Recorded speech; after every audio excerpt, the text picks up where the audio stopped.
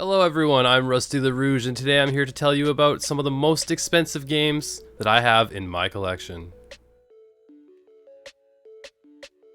Now, to be clear, these are the most expensive games that I have in my collection for each console that I also own.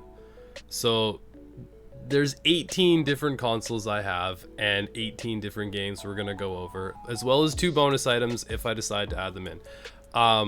That being said, you're not gonna find things like Hagane, the Final Conflict. You're not gonna find Sculptor's Cut. You're not gonna see Nintendo World Championship cartridges. You're gonna simply see video games that are of that genre and franchise that I like to collect for. So, without further ado, let's start it off with number 18.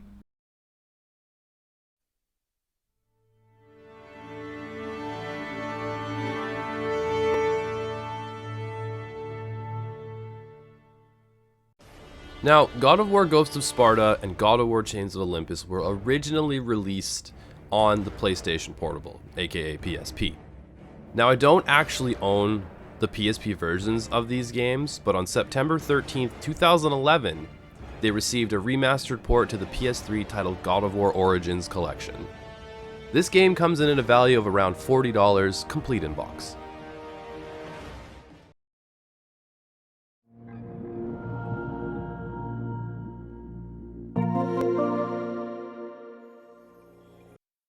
Keeping with the God of War theme, next up we have God of War Ragnarok. Honestly, this game was amazing. The story, the graphics, and the gameplay really set this one apart from other God of Wars, in my opinion. If you have the chance to play this game, definitely check it out. Oh, and I totally got the Platinum Trophy for this game. Yeah. God of War Ragnarok is valued at around $60 complete.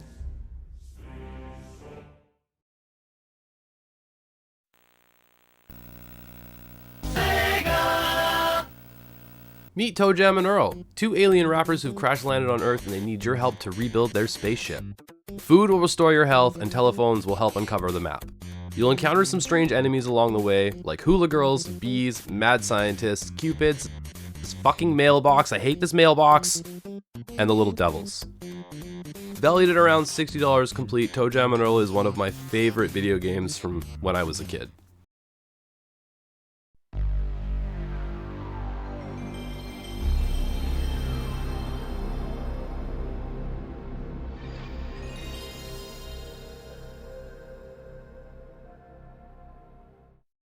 On October 31st, 1999, Wu-Tang Clan Shaolin Style was officially released.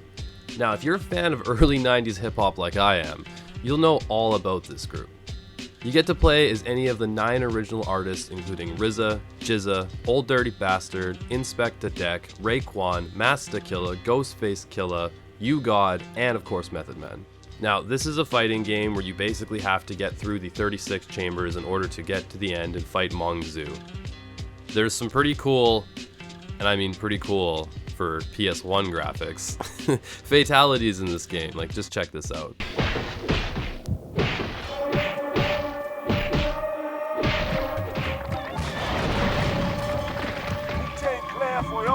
Wu-Tang Clan Shaolin Style is valued at around $85 complete.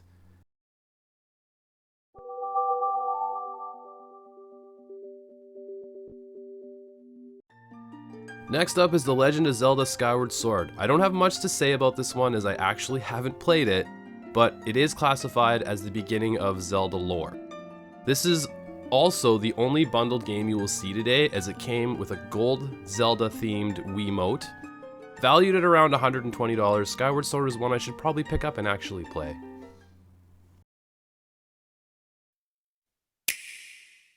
Super Mario 3D AllStars is a combination of 3 classic 3D Mario games, including Super Mario 64, Super Mario Sunshine, and Super Mario Galaxy.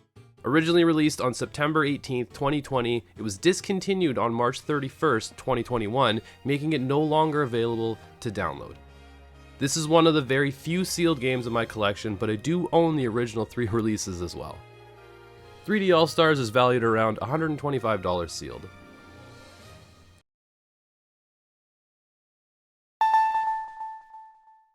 It was only a matter of time before Bowser caught Mario, right? Oh, and also Luigi and Toad.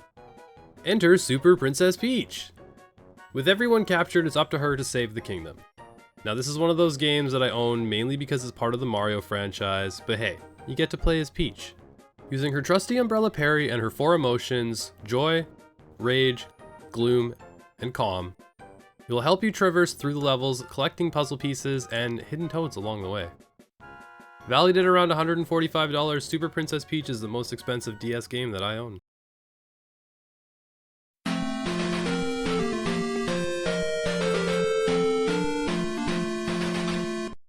Originally released as an arcade game in 1989, the Turtles were already a huge hit by the time it was ported to the NES in 1990. Titled Teenage Mutant Ninja Turtles 2 the arcade game, this is a side-scroller beat-em-ups where you get to choose between the 4 main characters, Leonardo, Michelangelo, Raphael, or Donatello. Battle your way through various levels in order to save April O'Neil from the evil Shredder and his henchmen. Seems like Pizza Hut was a huge sponsor to this game. I mean, it even came with a pizza coupon attached to the manual. This NES port also includes 2 new levels, the snow level in the beginning of Season 3 and all of Season 6. Valued at around $155 complete, TMNT 2 the arcade game is the oldest video game that I have.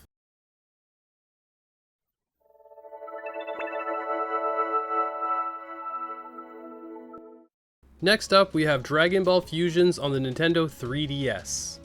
I basically only own this game because it is Dragon Ball related, being one of my favorite anime franchises of all time. This game is sealed, I've never played it, and all the characters kind of look chibi, but it basically says create a new avatar and experience a new Dragon Ball story. Dragon Ball Fusions is valued at around $155 sealed. Hey you, me again. If you're not yet subscribed, hit that button. If you're enjoying the video, remember to give it a thumbs up as well.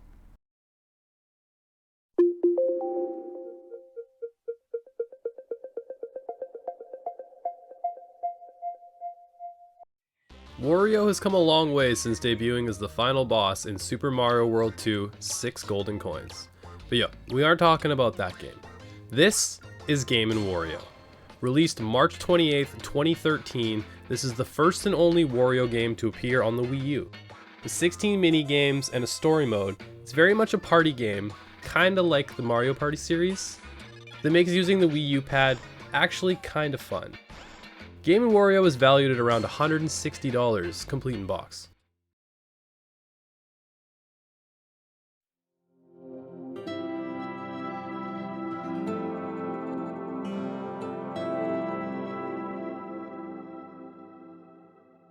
Now Firewatch is kind of an interesting one. It's the only LRG, limited run games, title that I own. You get to play as Henry and are tasked with being stationed in a ranger tower, keeping a lookout for fires. On top of that, you really only have contact with one other person who happens to be on a different mountain.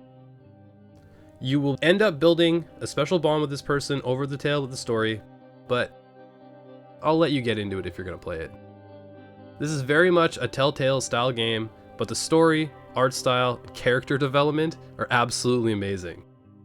Firewatch is one that continues to raise in value and is currently valued at around $195 complete.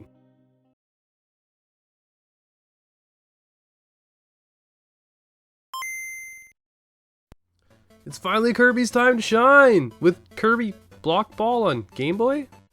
Yeah, so this game is basically Kirby Pong. Bounce him around, you know, take out enemies, collect power-ups, defeat bosses, yada yada yada. No, in all seriousness, this game is actually kind of dope. And if you have a Game Boy Color, then guess what? You could add like 6 colors, something like that. I remember buying this game in a bundle years ago, and it was only around 60 bucks. Today, Kirby's Block Ball is valued at around $250 complete.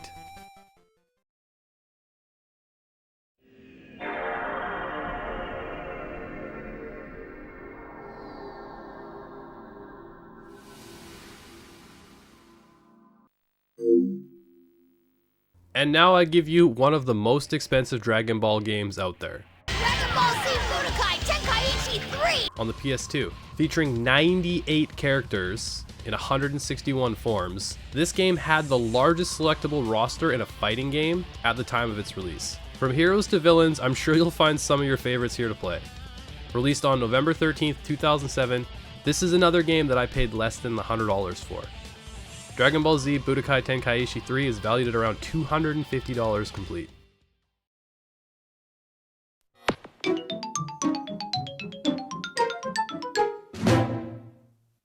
Alright, so this next entry isn't really a game, it's actually a bonus disc for the game.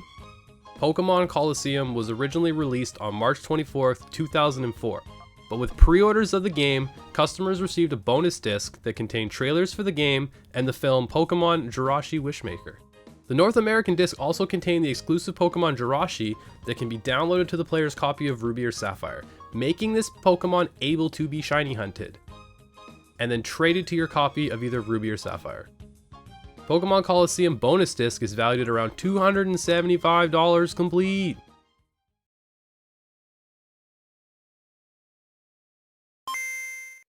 After the huge success of the first 3 Pokemon games, Red, Blue, and Yellow, we were blessed with the next installment of the franchise, introducing Pokemon Silver and Gold. Now the reason I have Pokemon Silver as my most expensive Game Boy Color game is because I don't actually have a physical copy of Pokemon Gold. I know, it's crazy. I have the box and manuals, but no cart. Maybe I should change that. This is the first generation of Pokemon games that you can actually find a shiny in the wild. Granted, the odds are 1 in 8,192, and I've never actually gotten a full odd shiny in any game. Pokemon Silver is valued at around $320 complete.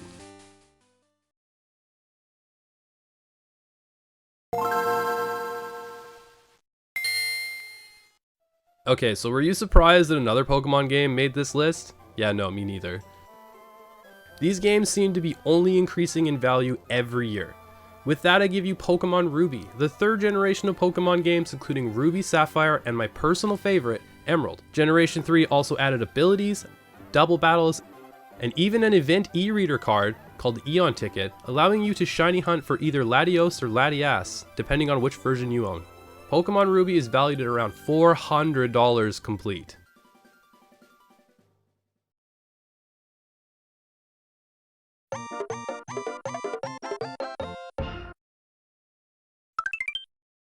Second to last, we take it back to the days of the SNES. Super Mario RPG Legend of the 7 Stars holds a special place in my heart as I have early memories of playing this game at my uncle's as a kid. This was my very first time I was introduced to an RPG style game, and instantly I was hooked. The idea was to create an RPG style game better suited for the Western market, and yo, it definitely paid off, selling 1.7 million copies worldwide. Super Mario RPG on the SNES is valued at around $465 complete.